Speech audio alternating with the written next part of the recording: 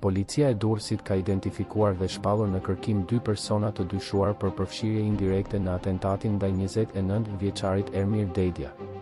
Sipas burimeve nga grupi hetimor, hetimet po avancojnë në drejtimin e duhur dhe kanë ndihmuar në hedhjen dritë mbi mënyrën e organizimit të atentatit. 2 personat e shpallur në kërkim dyshohet se kanë luajtur një rol të rëndësishëm në sigurimin e logjistikës së nevojshme për autorët e krimit, përfshirë edhe mjetin që u përdor për realizimin e atentatit. Sipas hetuesve, autorët e dyshuar të ekzekutimit janë 2 individ të tjerë, ndërsa bashkëpunëtorët kanë vepruar për të krijuar kushtet që vrasja të kryhej pa lënë gjurmë.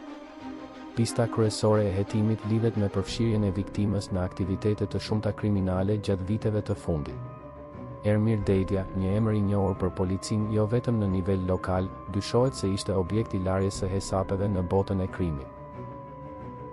Ngjarja e rëndë ndodhi në orët e vona të së hënës, kur Dedja ndodhej në shoqërinë e 2 personave të tjerë. Ai u qellua me armë zjarri dhe një plumb në gjoks i shkaktoi vdekjen e menjëhershme. Hetimet vazhdojnë me intensitet për të çuar para drejtësisë autorët dhe bashkëpunëtorët e kësaj vrasjeje të rëndë.